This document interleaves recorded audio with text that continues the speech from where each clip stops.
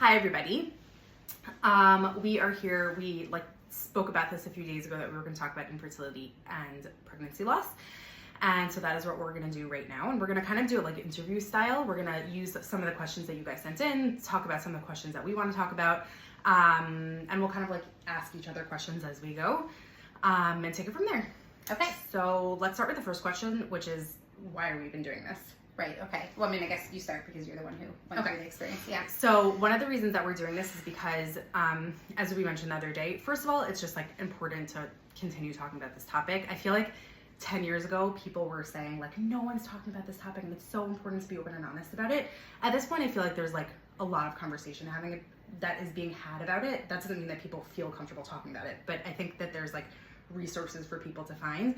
But I do think it's important to just continue to put faces and stories to experiences, but also I think the unique angle here is to talk about a relationship of people where one person was going through it and one person wasn't going through it, and kind of the support and the feelings that you can have in the complicated relationship that can kind of ensue from that whole thing. Yeah, I think also maybe we have a unique perspective in that I feel like because we really leaned on each other during that time.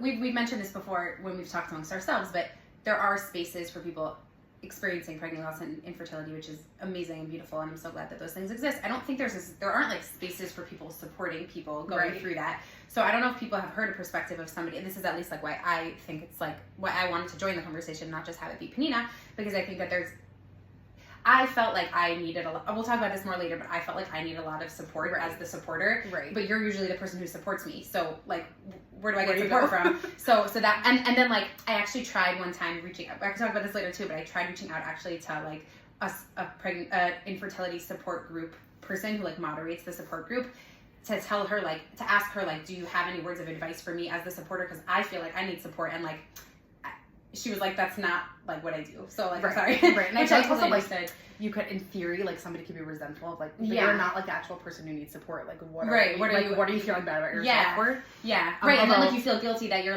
wait, I need help too, but my life's fine. So yeah. No, and I think something we can also talk about later. Wow, we have a lot of things to talk about later already, and it's been 2 minutes.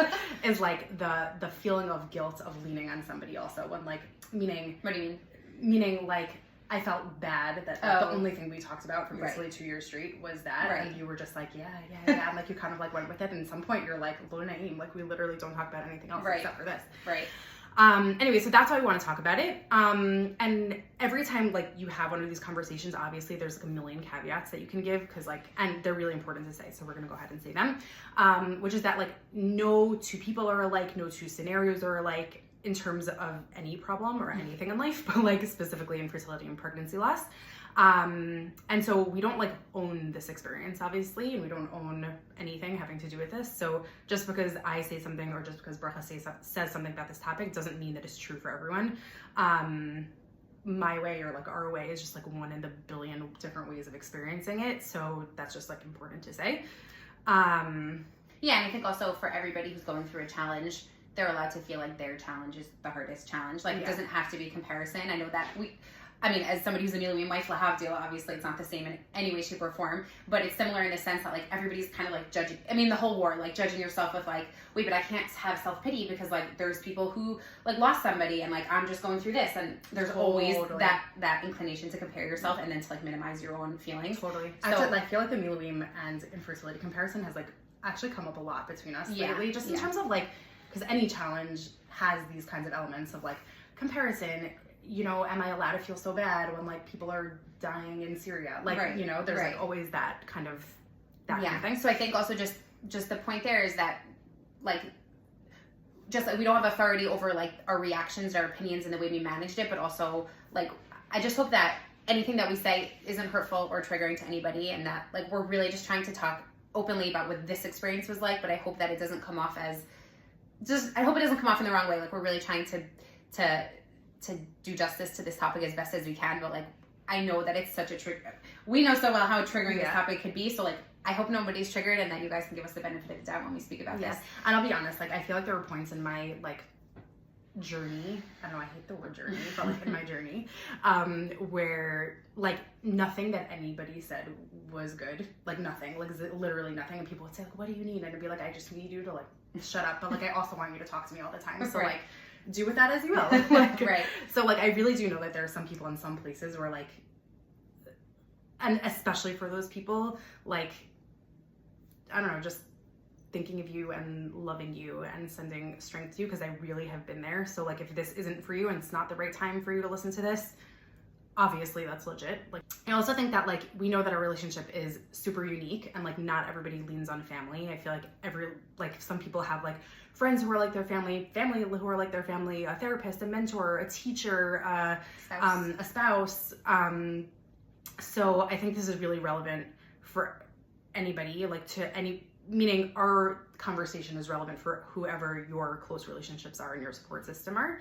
And yeah, we just like really, really, really love to hear your thoughts. As we said, like, we're not the authority on this. So like, if you hear something that we say and you're like, that makes no sense, or we totally agree, or that wasn't my experience, or that was my experience and I have like a twist on it, or I have something else to say or something else to add, like, please like ask us questions and add your feelings and just like really make your voice heard.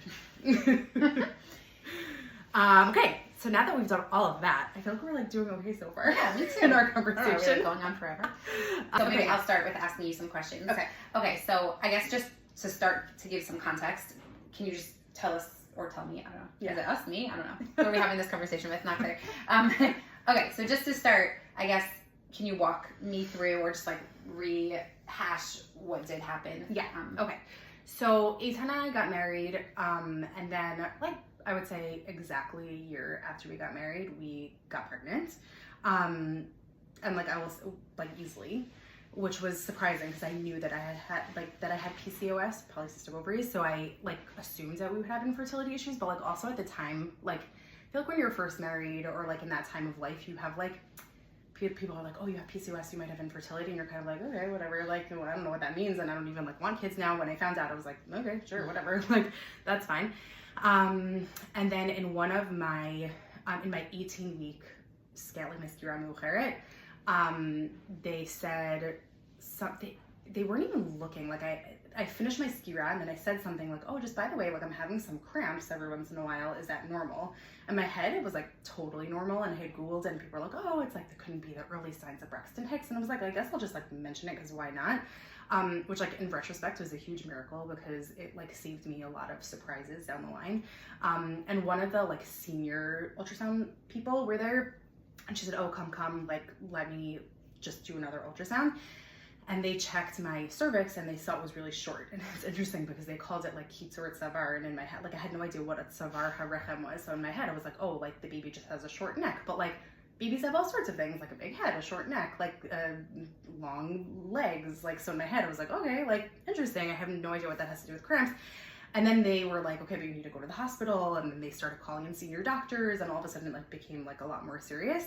And like, after I was put on bed rest for 3 weeks, and when I was 22 weeks pregnant, we kind of like reached a point where we either had to decide that like we were just gonna wait it out, and I would probably give birth at 23 weeks, and then like, who knows what was gonna happen then, because like already the baby was like the membranes were starting to come out, whatever. But in the end, what we decided to do was do a like rescue cerclage, which is like basically stitches. And while I was having the cerclage, my water broke, and then like that was the end of the pregnancy. And then they put me into labor, and I was in labor for 8 hours, and then I had a baby, and the baby obviously didn't survive. And then after that, I don't know, am I going into too much detail? Makes me cry just to talk about it. I feel like I've said this story so many times, and like such like cold, like in medical context, right? Like every time I've been pregnant, I've had to say this story over and over and over again to the nurses, like to the nurses and to the doctors, and you know when it's a good doctor when they say they're so sorry. Most doctors are like, okay. I'm like, wow, I feel like I'm telling you like something really important in my life. Like, why are you not like reacting?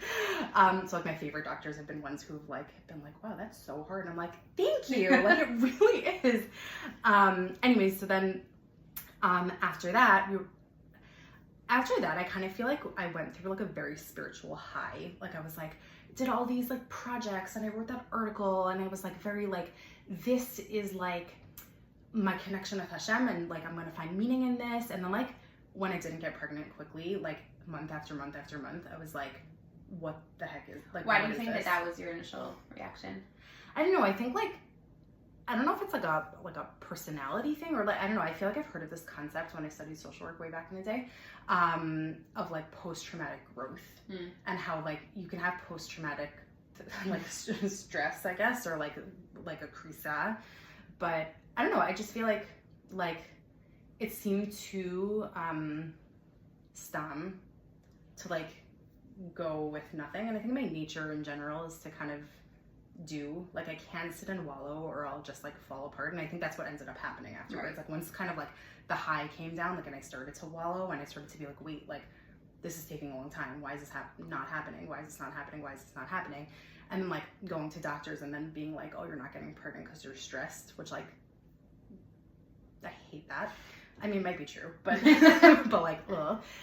Like real life started to settle in, and you're like, wait, what the heck? Like, right. I guess. I mean, not that I've experienced it, but I guess also sometimes like when such a big dramatic thing happens, I guess like our inclination is to like assign to it a larger meaning, like a greater meaning. So you're like, oh, this must mean something. This must be something, and then like, where do you look? You look to religion. You look to Hashem. So like, totally. And I remember hearing this thing from our grandfather, who said when something bad happens, you don't ask lama because like what does that give you? Like if you ask what?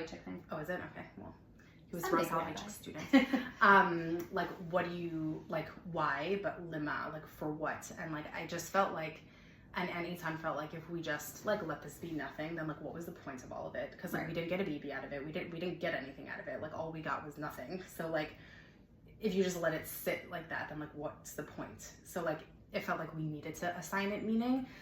And then we started going to a bunch of different doctors because I knew I had PCOS, but like it never affected us before. So people kept saying, you're stressed. And I kept saying, I think there was like it's not funny, but the Syrian civil war was going on at the time. And I was like, there are people in Syria who are under like the most horrible attacks and like they're getting pregnant. I'm not more stressed than like the Syrian ladies in the civil war. So anyway, so then finally a doctor like checked me. Neely and I, shout out. I feel like a lot of people who like are in this world know her. And she was like, oh, you have PCOS. Like we need to start on fertility treatments. And I was like, thank you. Like I know that. Thank you.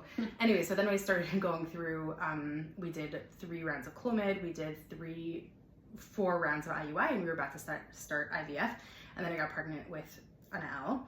And that pregnancy was like actual hell on earth. Like I think that the pregnancy afterwards was like even worse than like the actual thing because like you just are like waiting for it to go wrong. Like, and I feel like that's like was a big time that you were there for me specifically when I was just then you came to appointments with me also. Anyway, so then ever since then like my pregnancies have been very difficult. I would say it's like the understatement of the year. And I've needed fertility treatments for all except the last one actually. And yeah, that's Biktsara in 10 minutes. So I think I want to, like after that, like we want us to talk a little bit about the experience, like how it was for both of us back then. But like honestly, it's been a really long time and we don't like 100% remember like every detail. Actually, I think this is maybe a good opportunity. We were talking about this the other day to mention the whole like time heals. Like what's your feeling about like time heals? Yeah.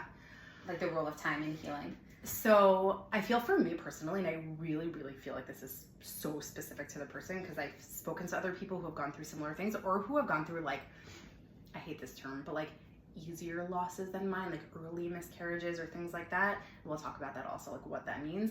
But I really, really feel like, and those people who are like, that's like my baby and I will always remember that baby and I'll remember the date and I'll remember whatever. I think that like in the beginning when it was like the only thing that had happened in our marriage, like that was like my whole life was this. Like it was the only thing I thought about. It was the only thing I did. It was the only thing. And I think now, like now that I actually Baruch Hashem have a family, and again we'll talk about this more, like I really feel healed from it. Like I don't feel like there's certain times that it comes up like when I'm pregnant and there are certain times like certain things like trigger like just like that was hard, but like there's nothing in me and I do think that there's like like I'm very passionate about this topic in general, which like I don't think I would have been if not for going through it. Right. I mean, I'm sure I wouldn't, but other than that, like I feel very fine. Like I don't. Does that like surprise you? Like if you would have told me back then that like I would think about it once every 6 months, or like when somebody Dafka brings it up, like I would be like, you're actually crazy, because it's like literally all I think about in every waking hour, and like also the only thing I dream about. So like how is that even possible? And I do know that there are people who like commemorate every year and I'm really not there. Like I really feel like I a lot of ways put it behind me, and like yeah, maybe you can also, like, aside from the experience itself, you could just give, I know for people who are like in the infertility spaces, this is like a topic that's talked about a million times over, but maybe for people who aren't in those spaces, like, can you just describe what it was like afterwards? Like what was the hard part afterwards? Like what did it feel like to get, when you said like when you got pregnant again, it was hell on earth. Like what does that mean? Right. What was that? Yeah, so it's like, I'm gonna like be graphic for a second, but it's like every time you go to the bathroom, you're like, oh, is there gonna be like blood? Even though like I never had a regular miscarriage before and I never bled before, like you just like have this feeling of like there's no possible way that this is gonna end well. And like because you've never, it's funny, like I think incontinent cervix happens to like 1% of the population, which is like actually kind of significant, but or something like that. But like you assume, for me at least, like Eitan really didn't feel this way. He was like so hopeful and very Eitan, like her husband. Eitan, my husband. He was like very like, we're gonna do this, we got this. Like he was so hopeful, and I was very like, but like the 1% thing happened to me. So like of course every other 1% thing is gonna happen to me also. And then like during the pregnancy, it was also because I had to have I had to have like an early cerclage, and I had to be monitored, and I had to go to the hospital like a million times during that pregnancy. I remember calling mom at some point and being like, my body is just not meant for this. Like I'm never going to be able to like do this, because like my body just doesn't want it. And like if your body doesn't want it, then like your body is not going to allow it to happen. And like I just didn't believe enough in modern medicine, even though it's like what helped me get pregnant that time, like with infertility. But I was just like so like burnt last time that like I don't know, I couldn't allow myself. And I think it also like manifested itself in a lot of other ways. Like because we were, I don't know, we were 22 weeks pregnant, which is like far-ish along. Like, you know, we already had a crib. So like I remember Eitan's sister and cousin came while we were in the hospital, and like we had already had the stillbirth, and came and like took apart the crib and like removed it for us, so that when we got home, this actually makes me cry.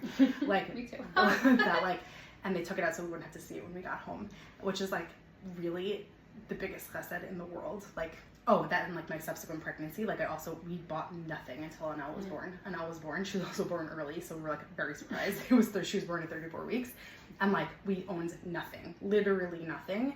And then like we figured it out. So for all of you people who don't want to plan in advance because it's an iron her or whatever, like you can really buy everything the day that your baby is born. That'd be fine. And how did you feel like it affected like other things? Meaning, you got pregnant again. So you had all the infertility that came after the stillbirth, and then you were pregnant again, which were hard things in and of themselves, meaning everything related to the pregnancy was hard and related to infertility. But how did it impact like the rest of your life? Like you had a job. I don't remember like what we were doing at the time, but like we were doing here. Oh, so we were working together. We were working together. Wow, such a blur. Which is also such a bracha. Like we were doing something that was like so fun and meaningful and boneh and like which was also really good.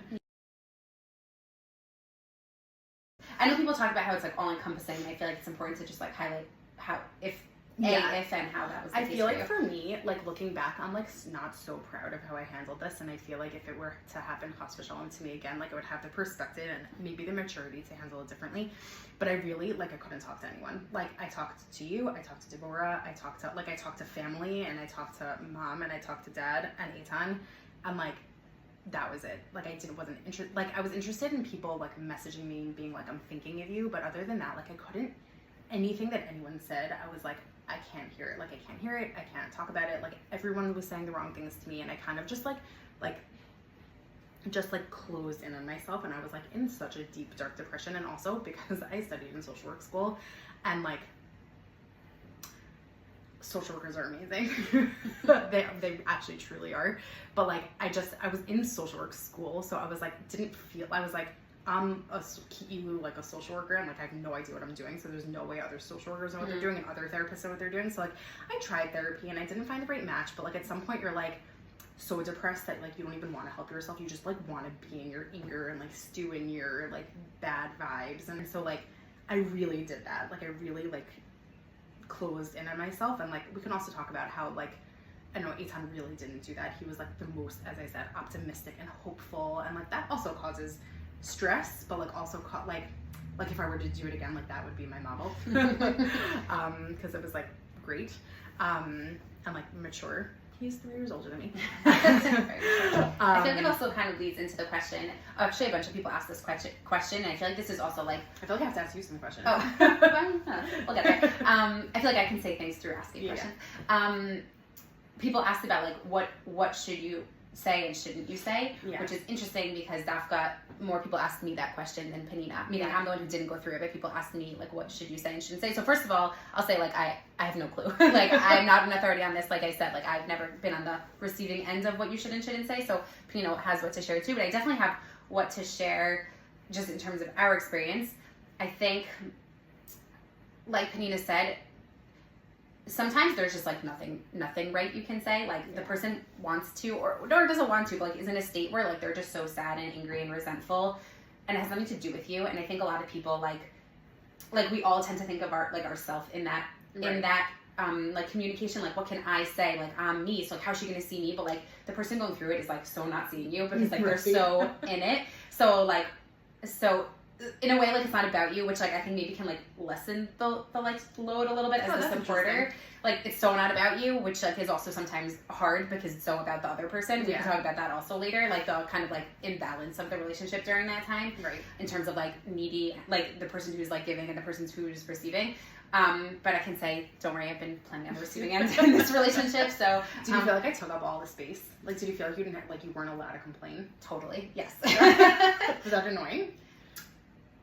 Like no, I think at the end of it was like at the beginning no, because I just was like I love you and I want you to be happy, and it was so hard for me to see you sad, so I was like I will literally do anything for you to be happy, which wow, I have a million things to say about this, but I think one thing is that I feel like as the supporter we have this, and this is so much of this goes for anything you're trying to support, but we have this like you want to be the person who can solve the problem for the other person, and you're like if only like I say the right thing or like do the right thing or like lead her in the right direction or like give her the right resources or talk to her about it enough, like I'll be the source of her healing, like I'll fix you or like fix it.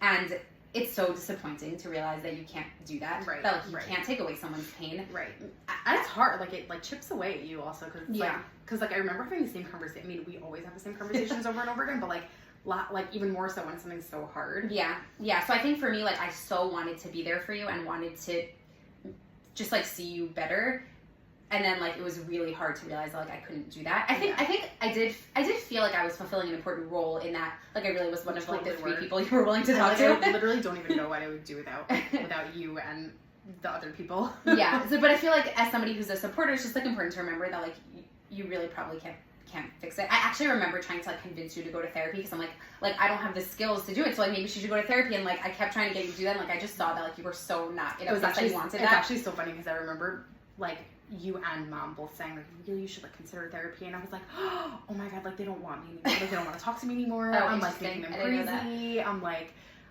and I guess I should like we want to like offload you because like they can't like handle it anymore, and like bye. Well, I will say, and this is like jumping ahead a little bit, but this is like one of the main things that like the main things that I learned was that as a supporter, it's a big job for this kind of thing, and like a job that I really like Believe Shalem did, obviously,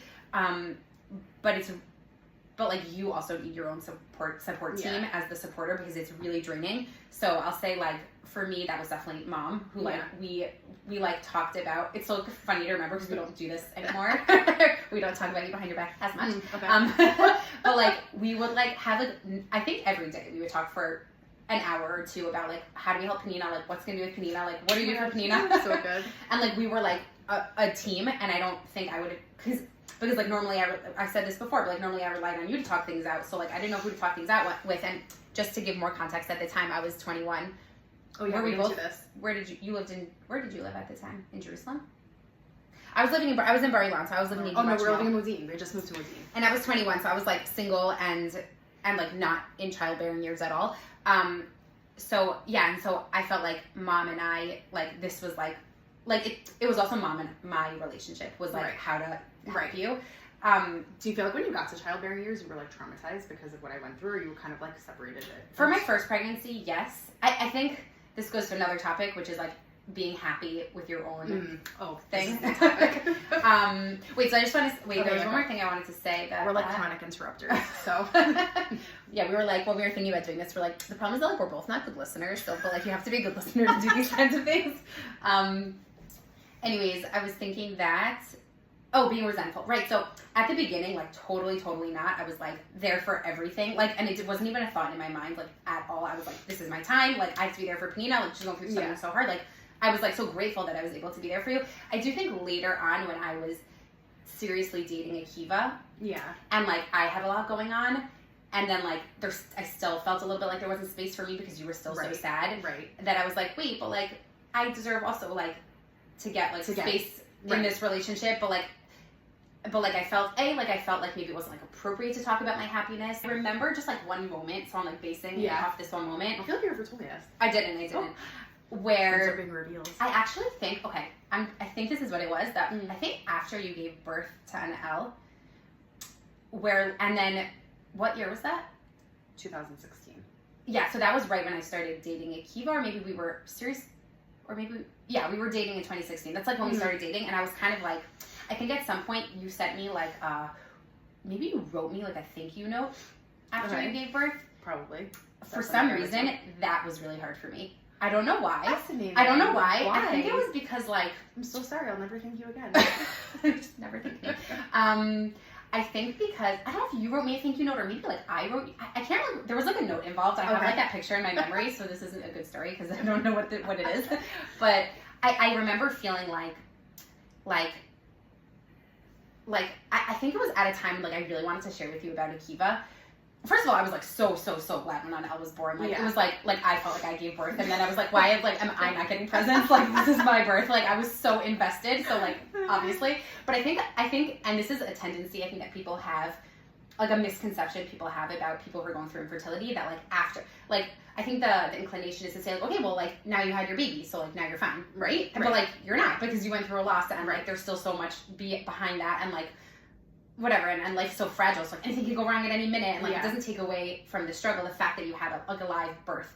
But I think I felt like, okay, if I got you to this point, like now it's like my turn, like I need some space here, and it still didn't, I think once you wrote me that letter, you wrote me some letter like thanking me for all the help, which is like so nice. And I think like I saw that letter and I was like, I can't read this letter, like it kind of like symbolized like all of the I don't know. I really think that like, and maybe it goes back to that whole feeling of like I want to fix you, like if I want to fix your situation, like I put in so much effort, and I finally got you to this point, and like I did it, like I fixed your problem. No, but I guess like the letter then should have signified that. Okay, but forgetting the letter, I feel like the letter wasn't the issue. I feel like it was probably the time, and like maybe it was something like, oh, it's like still about the birth and still actually, about the pregnancy. In that same vein, I remember having a conversation with Ethan. I still ask him if we could share this, but that I think I told you this the other day, where we like Eitan was so supportive of my like mishigas for 2 years straight of like, I'm not going to this bris, I don't want to hear about it, and like every time I was angry at somebody, and every time I was sad, and every time I was happy, like he just like went with it, and he went to everything. He was happy for everybody, and he was like, it will be our time at some point, and like I'm not gonna like wallow in self-pity. And like we kind of like lived in those, in the beginning it was really hard to live in that like parallel thing. Like I was like, you need to be sad with me, and he was like, I don't want to be, like I don't want to be sad, like I'm here for you, but I don't want to be. I remember after we had an L, and there was like a group of women in Modine, and like, you are all awesome, and this doesn't this doesn't reflect anything on you, it reflects something more on me, which is like, it was a lot of people had babies at the same time, like towards the end of December, and like a lot of people like got together for coffee or got together in each other's apartments, and I was like, I went once, and I was like, I cannot be a part of this. Like this is, I'm like, I feel like an alien. Like they don't, like I'm not a person, like I've spent so long being resentful of like that exactly this, that like I'm not doing this. Like, I have to say that, like, one of the holdovers, you asked me before if, like, I have any holdovers, is that, like, still, like, every time somebody says that they're pregnant, even though I literally just had a baby 3 weeks ago, like, 3 months ago. Wow. I had It feels like we really are the same person. 3 months ago, like, it's still, like, I have to take a second to be like, this isn't about you. Like, this isn't about you. And, like, you are a person who's happy for other people. And, like, get in that mode. But I remember, like, right after, so when I was telling Eitan about this, like, group of women, I was like, how could they do this? Like, how could they be together? And it's, like, so hard for all other people who are seeing them.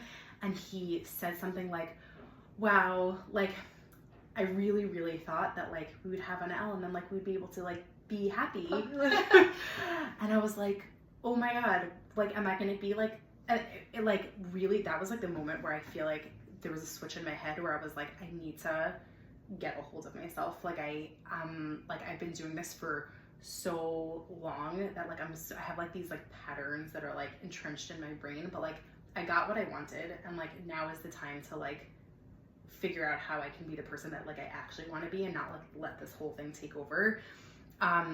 So I feel like Eitan also kind of felt like you in that sense of, like, we went along with you this whole time, and, like, we supported you through this whole thing, but, like, there does come a time when, like you need to, like, not like these words, but, like, you need to get over yourself a little bit.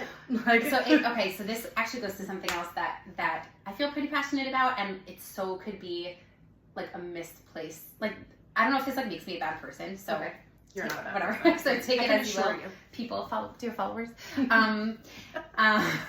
But okay, so there's this, like, this goes back to the asking about like, what's the right thing to say and wrong thing to say, which I don't think we really spoke about. Yeah. So I feel like there's this tendency to and I've seen this because, when Panita was going through this, I joined, like, every infertility support space that I could join, because, like, I had literally no idea what to say and, like, what I was doing. So I'm like, okay, I'll, like, follow the people who, like, you know, like, I was supposed to have a baby. I, like, she was the only account I followed, and, like, I woke up and went to sleep reading everything there. I was like really to the point where I was like, you really were in that stage of life, so you didn't know anything. Yeah, I didn't know anything. Like, you don't know anything about anything. And I learned so much. Like, it was so enlightening about, like, what to say, what not to say, and it's funny because actually you said that you didn't follow her. Like, I didn't. Like, you didn't want to follow her. I didn't, because I was like, my experience is my own experience, and, like, nobody understands. Right. That was, like, my so interesting. The whole thing. Which is interesting because I feel like people say that, like, the one thing that helped them was support groups. Totally. And, like, I talk to so many people who are going through things because, like, people really want support. But, like, for me, talking to people, there was one person that I spoke to who had, like, almost the exact same story as me. Like, very, very, very similar story. So I feel like when I followed those spaces, so there was a lot of, and I think it's super important, but there was, like, a lot of validating, and there is a lot of validating, like, the all-encompassing anger and resentment that people going through infertility experience. And I so understand how, like, sometimes you need to just, like, be in, like, the stink with other people and be like, everyone sucks, I hate everyone, and, like, I know that I've said that a million times this year with the war. You're just like you just want to connect with people over sometimes, like, the resentment that you feel. Everyone sucks. Yeah. And then, like, there would be, like, a lot of posts, and this is not just an infertility space, we talk about this all the time. Every, like, issue that goes on, where people, like, will make, like, a reel of, like, these are, like, all of the, like, things that people told me that, like, how could they have said this? Like, these are all, like, the things not to say. These are all the bad things to say. And people talk a lot about, give a lot of attention to the wrong things that are said. And they do give attention to the right things that are said, but I think that sometimes, this was really hard for me, that, like, sometimes a big complaint that people have when they're going through something hard is that, like, all their friends abandon them, and that, like, nobody reaches out, and that like in the time I needed them most, like, where is everybody, and, like, nobody came out for me. But then if I have to balance, like, saying the wrong thing, which is, like, might be the cause of so much anguish for you, versus not saying anything, like, not saying anything seems like it does way less damage than saying the wrong thing. Right. And I knew from your experience that sometimes everything you say is the wrong thing. Right. So I'm like, okay, if everything I could possibly say is the wrong thing for some people, and I don't know, like, what the wrong thing is unless you, and because everybody who's going through something is going through something different, right, and different things are helpful for them and not, so like, my inclination was always like, okay, but if you're telling me all of the things that anybody says are wrong, and that they should reach, and that it's so offensive that no one reaches out, like, where are you leaving us? Like, we have no way to support you. Right. And then some people are like, well, you just have to be. But, like, what's being? I don't know what being is. Like, what's a be? Yeah, I honestly, like, I don't feel like I feel like I have some, like, general rule. They're not even rules because like also everybody's in such a different stage. I feel like you really can't like generalize at all. I do feel that like the just be is kind of like, hey, I'm thinking of you. And like for most people that's like appropriate of like did you appreciate that? Totally. And I can think of like very specific people who are like really random people in my life who I'm not close with who did that. Mm-hmm. The random person who I was like, oh my god, it's like so nice that she thought of me, like like, but then like there were certain people who would do that and I would be like, well, you just had a baby 2 weeks ago, so like why are you talking to me? Like, right. I want to talk to you and everything about you, even so just saying like, hey. But like, was it worse that they reached out? Should they have not reached out if they had a baby? I don't know. Like, I guess at the time, no. But then like on the other hand, I probably would have been thinking like, oh, she just had a baby, and so she's like, oh, I'm better than Penina, or like, right. or like, I'm scared of Penina. Like, right. like everything was such a thing. But I do feel like a general rule is you should reach out over not reaching out, and just be like, don't say anything. Just say, I'm here for you and I'm thinking of you. And even if you just gave birth, I think like I can actually think of specific people, you might know who you are, like who I think back to that time like 10 years later and I'm like, it's actually so nice that they did that. In the time it wasn't helpful, but like, I think with years, like that also helped us keep up our relationship, because if not for that, like we wouldn't have anything. Like then I really would be like, oh, she just like abandoned me, as opposed to like, just like sometimes you appreciate it, but like a few years later. Yeah, and like it's worth like keeping the spark alive, kind of. And I will also say the other thing that was really helpful is for people to reach out to Eitan and not reach out to me directly, and to be like, how's Penina? And then I would hear from Eitan that like somebody cared about me, but like didn't talk to me directly, so I wouldn't have to like deal with my feelings about it. But like the thought, like hearing somebody care about me, and also hearing somebody care about Eitan, which like shout out to the men, because the men don't get anything. Yeah. But like that's a piece of advice that I've never thought about until now, which is like reaching out to somebody, or like reaching out to you to be like to be right, like, because then I would tell you how's Penina, because then I would hear it and right. then like I would know, but then I wouldn't have to deal. So like maybe if you're like in the person who's like too close to the situation, like you're a person who's like just had the baby, so like it's like just too raw, or you feel like it's too raw, just like ask an adjacent person and like make sure that they get the message back to that person. And maybe it would have been helpful to say like, for somebody to say like to Eitan, like, what would Penina find helpful right now? Right, exactly. And then exactly. Because I feel like the conclusion of my whole thing of like, well, you're sending us mixed messages. Do you want us to reach out? Do you not want us to reach out? Is, and I don't mean to like add to the like demands of the person going through the hard thing, because like they're not in the space to be like, oh, how can I help others understand my pain? Like that's not obviously the place they're in. But I do feel like it would be really helpful for somebody who's going through something to just like communicate to the rest of us like how they want to be treated, because everyone's so different. So and this actually, like I told you when we were discussing this, like I remember when somebody was killed in the war, again, the Havdil, I know it's not the same. And like at their Shiva, they had a sign with like, this is like what I appreciate, or this is what I don't appreciate. And like for me, I was like, that is so sensitive to like step out of your own body in that time and like help us help you, which like I know is a lot to expect of somebody, but if you are a person going through something, you feel like you have the capacity to like help us help you, that is like, that like takes so much of the stress away, and it will really help people be there for you, which is what people want to do. They really do want to be there for you. Right. And I really also do think that like, except for like there's a certain subset of people who are just like over the age of 80 who like everything they say is wrong, like literally everything they say is wrong, but you kind of like can excuse it because like they're over the age of 80. Like most people do say the right thing. Right. And or it just or like it had right. Like I don't think that any, also with the perspective of years, I don't think I was able to think this at the time. I feel like such like an old wise person. like with the perspective of like some time, nobody wants you to feel bad. Like nobody was coming to me to like make me feel bad. Right. I think it takes some maturity to like think about that, and like to just say like, okay, like the Hanachat Yesod here, like the main point is like they're trying to like communicate with me to show me that they love me, or they care, or they want to support me. They may be doing it in a way that like I hate, but like at the end of the day, like I only have like positive thoughts about that in general. Even like, if at the time they said even at the time they were negative. Like I think back then I'm like, oh, this person was there for me, or this person. Do you feel resentful of the people who didn't reach out, or you feel like I don't. It's like I'm sure at the time I did. Like I don't know. It was like such a mess.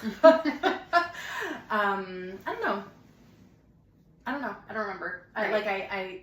I feel like the people who actively reached out are the people who who feel good feelings towards forever, and like the other people are kind of just like. How do you feel about the whole like? I know it's like trendy support now to be like I'm like this is like the in way to support, which is like I'm bringing you dinner tonight, pasta or hamburgers, and then like I'm like kind of like forcing my help on you. So because obviously if I say like let me know if I can help with anything, like you're not gonna take me up on that. Okay, obviously, right, for sure. So like let's say I say like dinner's at the door, like is that annoying? Is that helpful? Because like I know that we know stories of people who have really not appreciated that and who have really appreciated that. Yeah. So do you just take the risk? So that's another example of where like I would just ask an adjacent person. Like I would ask, like what would she appreciate? I would ask Ethan, or I would ask you, like what would she appreciate, and would she appreciate this, or can I drop it off at you so you could drop it off to her, and just like it could be anonymous. Like and really, I actually am thinking about it now, and I don't know why. Like the people who were like further away from me, like less connected to me, it was more appreciated than the people who were close to me. I don't know why. Interesting. You had written an article. People, I guess, can check it out. Or we'll link it in the show notes of this not podcast. But so that's how people may have known about it. Something that and then they could reach out based on that. But something that I know comes up a lot is like I'll hear like secondhand that like someone I'm not close with. I don't know if you can speak to this even. Because, like this isn't your experience, but like I'll hear like secondhand somebody who like I'm friendly-ish with, or like our kids go to gone together. I don't know, like went through something hard, like, but like. I only found out because people were gossiping about it. So like, should I Dafka not reach out then, or like I should just reach out and like maybe through the years they'll appreciate it. Do you know what I mean? Like it happened to me that people knew because you posted it on your Facebook. Right.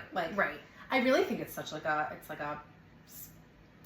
by person basis. Like I really don't, in this topic in general, there's literally no rules. It's a by person basis. So it's like I feel bad because I feel like we're not giving like helpful. No, but I think you're right. Maybe even in that case, you reach out to an adjacent person and just say would they appreciate it, because they do it for me. Like as a person who likes to share and who likes to be open, and I wrote the article and I raised money and then like in theory, like if you ask me a question about this topic, like I will share literally everything about my life and all the other things about my life. Like I love to share. So like for people to reach out to me at different points, like when I was like in my deepest, darkest, like everything pissed me off, as I said, but like it like felt good to like be, or like if somebody would ask me like can you like tell me a bit about what you went through, and I was like, oh my god, perfect opportunity to like talk about the only thing that's on my mind, and then I would just like go.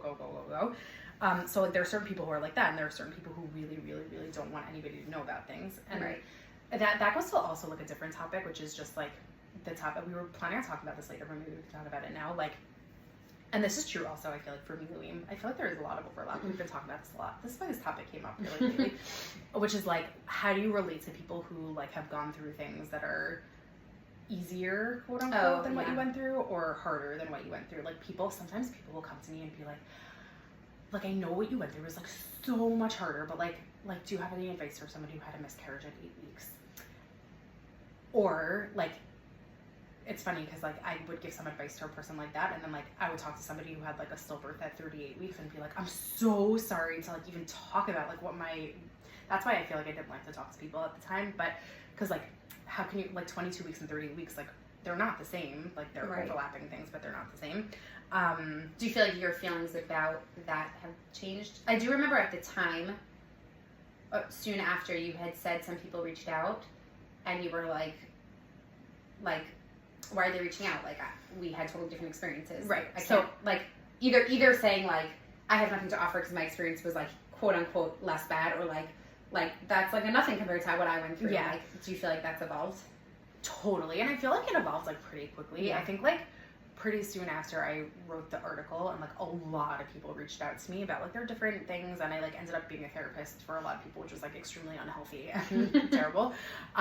But I've come to the conclusion that like your problem is your problem. So like somebody has a different problem than you, but like you're not dealing with it. I'm dealing with the problem that happened to me. So like it's hard for me. So if you had a miscarriage at 8 weeks, that's what happened to you. So like it's hard for you because that's what happened to you. So like it doesn't matter to compare it to me. So like when you say like I'm so sorry, like I'm so sorry to even ask, like I know it doesn't have, like it's nothing compared to what, of course it's comparable to what I went through, because like you're going through something in this space that's really, really, really hard for you. And I also think like there's something about my experience specifically, which had the like I don't know, the benefit of like being a process. Like it's not like I found out that the fetus was dead and then like I had a baby. Like that's a whole nother type of way to lose a baby. Like I had a few weeks to kind of process and come to terms with the fact that this might happen and be hopeful. And then like when it actually happened, I wasn't prepared because like you can't really be prepared, but like it wasn't a shock, which I think was a huge blessing. Which like, and I think like when you have a miscarriage, like when you just like start bleeding, like that's so traumatic. Like I just think like anything that you go through in this space like has the potential to be really traumatic for you. So like it's about you and it's about the experience that you're going through. We always talk about this also with me, Lean. Like you're the one who's going through it. So like your situation is hard for you, like or it can be challenging for you. Right. And I feel like, as we know with different types of struggles, like I don't know if it has ever helped anyone to say to themselves, "Oh, well, their children's starving in Africa, so I better be grateful." I think there might be like I think the opposite could be true, which is like, okay, there are people who get through things that feel much harder, so like I can get through that too and make it like a source of resilience. But like self-guilting yourself into not feeling bad for yourself, has that ever worked for anyone? No. I don't think so. No, and I actually think that's like when I'm the most impressed, and nobody has to impress me, like who cares? But like when people come and say like, wow, I like see that you had 4 kids after all the things that after the things that you've gone through, it's like such a source of hope. And I think that's like a really amazing thing to be able to look at another person and be like, whoa, like I was not in that place, and I'm like, I think it's like amazing to be able to do that, like to look at somebody and be like, wow, they like did that. And I think now with the perspective of time, now that you say that, I don't even think about it in terms of like having children. I think about it like in terms of other things, like getting through all sorts of other challenges, especially in the past 2 years, like seeing videos of different people who've done such amazing things, or like how like where like from where is that that koach, and like it must be that like they find koach from somewhere, and like if they can find the koach, then I can find the koach. But anyways, I think another topic that is like a big topic that a bunch of people asked about is like the whole topic of like sharing your own simcha and your own happiness, knowing that knowing that somebody close to you is going through a struggle, whether it be the same struggle, like meaning the adjacent struggle, so like I'm having a kid, you aren't having a kid, or even just like I think for me, something that like deeply affected me from your experience, which like also affected my dating a lot, was that I felt like because I knew how much you were struggling, I felt like I couldn't let myself be happy with my own things, because like that's so insensitive to you, and also like I could never like when I got engaged, for example, like I was like, I'm not having a bridal shower, like that's so insensitive, like so many people will be offended, and like I was like it was really hard for me to be happy for myself when I got engaged. We'll have Dale, obviously, but like that was what I was going through at the time. No, but I felt like I felt the same thing when having kids. Right. Even after going through everything, I was like I had my kids and I was like, I'm not, like Ethan and I had like a huge argument about, and like we don't argue very often, but about whether we should post on Facebook or not. Ethan was like, Miguelanu, like to finally be happy in public, and I was like, no, like there's so many people starving in Africa, like there's so many, like how could we do that? Anyway, so I remember feeling like I'm not allowed to be happy for myself in getting engaged and getting married, and how could people post that they have babies? Like, what are they like? Are they stupid? Like, there's so many people who are gonna cry seeing that. I literally would say to Akiva, like I would go through Facebook and I'd be like, can you believe that they posted that they had a baby? You know how many people are crying because they saw that post? Like, and I was like so convinced that was like the right move, which is like an interesting question about social media in general, and like why we're all on it, and like what we're getting from it, which is like a big topic, but I remember I feel like even at this point, like you're more sensitive about it than I am, even like right. on the Leviat Instagram. Right, in a way, like you get like when you go through it, you would get like the privilege to get over it. But like I was like, I still feel like. Do you still feel that way? Like, do you still feel that as like acutely, or like kind of? No, definitely not as acutely. I think because also like Akiva felt so differently than I did, so we talked it out like a million times over. And I think I also really came to a place where just like everybody's suffering has a place, like people's happiness has a place, and we spoke about this a lot about Judaism and how like there are like tkasim, and like there's a place for happiness and there's a place for sadness. Yeah. And one doesn't have to like come at the expense of the other or like crowd out the other. And that's a really hard thing to like know about, to like acknowledge about life, and it's a privileged thing to be able to say like, no, like there's a space for happiness, so like I didn't go through any struggles, so like I get to write about my happiness, like so obviously it's like a balance, and you have to, like I have a like whatever. I guess like another perspective of it is like I can't be in charge of like. You can't be in charge of the feelings of every person. Right, I can't be in charge of the yeah. feelings of every, and if every single post ever has the potential to trigger somebody. So Right. like, can you never say? And this is what Akiva used to say. Like, can you never say anything because like it might like. Right. Let's say you say like congratulations to my husband on their new job, and like, did you know that your friend just lost their job, and like now Right. they're crying in their room, Right. and like, can you sponsor a kiddush for finishing shas? But like that person has a learning disability and can never finish like. So like any happiness you ever have like comes at the expense of somebody's happiness, which Right. is like. I dwelled on that a lot. Like my happiness, in its essence, is causing someone's sadness. Right. That was right. Any like public happiness. yeah, any Right. public happiness. Right. It comes to like back to that question of like what is the point of posting about good right, things? right. Like, which like is a whole nother topic. I feel like it's like too big of a topic to like Yeah. cover. But the things that we were saying is that Ari, our brother, I was talking to him about this topic and about like I think I had already had him and I was like we were really struggling like how much could we post? It's like so funny to think about because like who the heck cares if I'm posting or not posting? But like how much should we post? people And do is it care. okay? And like people like this is the topic that came with the most of Yeah. the questions. So it's obviously something that's like a lot of people are thinking about. And what he said was something really beautiful that I think about it all the time, which is that when the Beit HaMikdash was destroyed, that was like the sad, it's relevant to this time, like it was the saddest, most tragic thing that happens in our history as a people. But like one response could have been like Hashem or Chazal or whoever saying like, that's it, like no more happiness, like we don't have our Beit HaMikdash, like our connection with Hashem is lost, that's it. But we don't say that. We don't say don't be happy anymore. We say have your weddings, be happy, but like when you're having your wedding, just make some space for like the cracks, like make some space for the loss and like the mishkachech and like the stepping on the glass and like and I think that's like what he said is like that's a perfect mishal for like how you should deal with your own happiness, which is that like you're not supposed to not be happy. Like there's so much sadness in the world, like you theoretically could just say like that's it, like there's so much sadness in the world, like that's it, there's no reason to be happy. But dafka, you're supposed to be happy and you're supposed to share your happiness. Also, your wedding is not just two people, it's two people and guests, and like you're supposed to have it easy. For sure, you're supposed to have, have.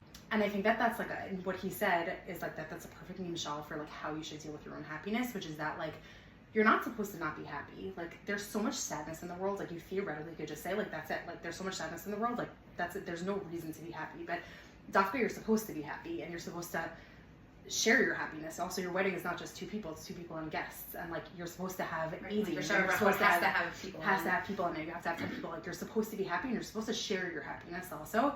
But when you share your happiness, you need to like remember that there are cracks and be sensitive. And so like it doesn't answer the question, should you post, should you not post? In Like, a given situation. Like, in a given situation, or like should you never post? Are you allowed to share? Like in our break we were talking a little bit about this also, like how men and women are different in this. But that you can share, but just like be sensitive. And I think like in certain times, like that I've like evolved in this over time. Like in the beginning I really didn't share at all, and now I sometimes do. Like I think also it's like a nice like connecting with people who like you don't see very often and stuff like that. There are 2 times when I will not post. I will not post on the first day of school because like literally everybody posts. I like nobody like you can continue posting, do what you want. But, like it's just a day that like I can add to it. And until this past year, and I don't know what the change has been, I couldn't post on Purim, like costume pictures. Interesting. Because like those are just 2 times when like everyone's posting, and so you're just like, how you can remember how you felt. Like I remember how I felt on those specific days when like the only content was like children content. Like you couldn't even scroll through anything because like that's it, that's all there was. Right. Interesting. Yeah, I remember. This was like a really big part of my relationship with Akiva. Like when we got engaged, I mentioned this before, and I remember him saying, speaking of, it's fine. Speaking of, well, gave us what to talk about, so that's good. Oh, I just remember, speaking of like men and women responding differently, and it doesn't necessarily have to be men versus women, it's just different personality types also, but I remember like when we got engaged and I said like we cannot post that we're engaged, and Kiva was like, but I am 30 and have been dating for a really, really long time, and like I really think people will be happy to like people will be happy, like what are you saying? Well, people will be happy for me.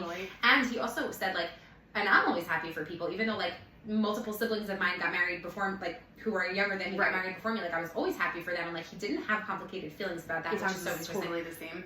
Totally the same. And there's actually a part of me that, like, for a while was like, well, I get to post because, like, everybody knows, like, I went through a public law, like, so you deserve to post too. Yeah, but like, you can't, because like, I don't know what happens in your life that like gives you the right to do that. Like, so I don't know. I feel like that's like, if you like would ask me what my advice is for that, I just think about it. Like try to be sensitive. Just try to be sensitive. It doesn't mean but that leads me to a different topic, which is like not even the posting, but we could also talk about like WhatsApp groups and stuff like that. Yeah. I think WhatsApp groups are very different than social media, because social media is like someone can choose to look at your social media or like follow you or not. But like if you're in a family, this is my take again as someone who was not the person who went through the traumatic thing, but as someone who's the supporter and who's trying to think like what's my place in like sharing photos of my children in the group, or like even just like happy moments of myself, knowing that there might be people in the group who it will be painful for. I do think that WhatsApp groups demand a little bit more sensitivity than social media, weirdly, and maybe people will disagree with me, and maybe you even disagree with me, but I don't. In a WhatsApp group, like, everybody's forced to look at the thing you posted, and it's a very curated small number of people, so like you know who's seeing it, also. Like with social media, you're kind of like putting it into the abyss a little bit, and like it's kind of on that person to like scroll past or like to unfollow you if they don't want to. Like, I'm not in charge of your sadness, you're in charge of your sadness. So on social media, like, if you don't want to look, that's kind of on you. That's like a little bit where with sensitivity, that's a little bit like where I landed after all this time, which is like, I'm going to post like minimally about my happy moments because I'm really happy, and I would hope that like a lot of my friends and family and followers, like meaning my friends and family and like people I'm close with, will be happy for me, and I'm genuinely happy for other people when they have smachot, even if they're things that I didn't have, right? Like people who get married much younger than I did, like I guess like at a time that could have been painful, but like it's not for me anymore. So like, and I'm genuinely happy to see smachot. So like I try to like live by that and say like I'll post minimally about my own smachot because I think it does make people happy, and also like keeps a lot of my relatives updated on like what's going on in my life, and like that's what social media really is, I guess, in its like purest form. But I think WhatsApp groups is different, and I would say like my advice, at least for people who are like trying to be supportive, is like not to post photos of your kids in. At least this is how I felt at the time, and like my feelings have evolved. Like don't post. In a broader family WhatsApp group, for sure, if it's like cousins, like you don't know what people are going through, and like I don't know, I guess that goes against like people might be happy for you, but like, and like people want to be updated, but so I'm not. So here's what I'll say. I'll say I think first of all, what we do in our family, which I think is a good model, maybe I'm wrong, is that like every person in the family has a group with our parents. So there's like mom, dad, and then like me and Akiva. Kiva and I. Whatever. I don't know. Let us know, mom. And then there's like you and Eitan and my parents, and like each like person or couple when they get married has a personal WhatsApp group with the parents. I think like your parents are the people who like really want to see the photos. I would assume if your parents are the type who want to see photos. I send like tons of photos to that group. We don't send photos at all to our family WhatsApp group. Maybe like once in a while. The one time that we do is like when everyone's together. So like they're sharing pictures of like everybody all together. Our family is very specific. Like somebody's graduated or somebody's over. And still when you do it, you think twice. And like you do use discretion. But just because like you never know. But there were many years that we didn't that nobody posted anything. And I actually feel like there's like a lot of like we overdo that now. Like sometimes I'm like, guys, hello, like I want to see what's going on with your family, but everybody's like, should we post? Should we? Totally. Nothing. Totally. So I think that. So I think like even though you like might have wanted to post a lot of photos of my kids to like a larger family group to keep people updated. Something about WhatsApp, because it's like more in the person's face because they like have to scroll through the group to like read the messages. Like I would say like just try to only post. I also do think like specifically with like WhatsApp also is like I know with families in general, and this is like in family events and stuff like that, like. You as a family unit or like a friends unit, like you're really only as happy as the saddest person in your group. So like what is the what's the value of posting into a WhatsApp? I mean, you could say this about social media also, so it's like open topic, food for thought. But like what's the value of like posting some like about your baby into a WhatsApp group where you know someone is struggling with infertility when it's gonna like ruin their day? Like what is the value of that? I don't know what the value is. Right, well, yeah, you could say the same thing about social media. I mean, even if it ruins one person's day, like, was it worth the little thing of happiness you felt at, like, your own simcha? So I don't know. I still do feel like a WhatsApp group is a few people. Yeah. Like if it's 5 people and 1 out of 5 people is going through something hard and we all know it, that's 20% of the group. But like to your social media, I know it's like hundreds of people. And like, No, I agree with you because like I do post more on social media than I do on WhatsApp groups. Yeah. I guess for that reason. Yeah. Okay, one last thing that I want to talk about because then we have to like kind of wrap up, I think, is that I wanted to ask you about, like, because there have been multiple times where you've told me that you were pregnant when I wasn't pregnant. And you know that it's hard for me to get pregnant. So, like, I wanted to know how you felt before you would tell me that you're pregnant. Yeah. Good question. Your deep breath. No, I mean, definitely hard. I mean, look, it comes from a place of, like, nobody wants to offend. It's like we said before, like, everyone just wants to do the right thing and share in the right way. And it's so hard. Wow, I really feel this topic deeply as somebody who, like, my worst nightmare is to be a trigger for somebody, but I know from, like, how much everything was a trigger, like, how much pregnant people are a trigger, that, like, especially when you're pregnant and you're showing, you're, like, a walking trigger. So, like, you walk around the street, and especially, like, I'll go to the mall in Modine sometimes, and I'm, like, and it's, like, I don't know, for some reason, there's, like, always tons of women our age there. Yeah. And I'm, like, literally, like, ruining your day, like, potentially, because they say, you know, 1 out of 4 women or 1 out of 3 women has infertility. So I'm, like, wow, like, there's so many people who just saw me who, like, I ruined their day. Right. Which is really hard. I always felt like I wanted to walk around with a sign like a big sign that was, like, it took me years to get this. Like, I had a stillbirth at 22 weeks. Just, like, let me be. I'm so sorry. Yeah, like, you feel like you need to, like, apologize for your existence as a pregnant person. Yeah. And again, I could so hear someone with infertility being like, oh, so hard. You have to apologize for being pregnant. Like, lucky you got pregnant. I wish I could apologize for being pregnant. I so get that. But yes, no, there was definitely, like, I felt really, really, really guilty.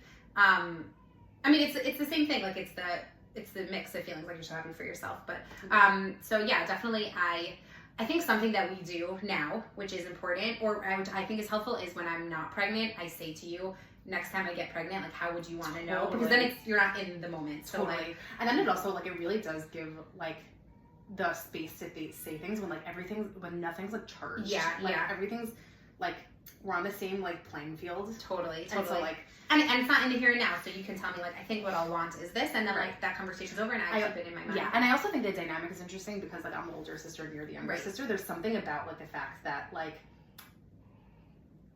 one day, like, I think this is always your biggest fear, that, like, you're gonna get pregnant before me, or, like, you're gonna have more children than I did. And, like, there is something about that, like, with a big sister and a little sister, even though, like, Keely, we're the same age and everyone thinks you're older than me.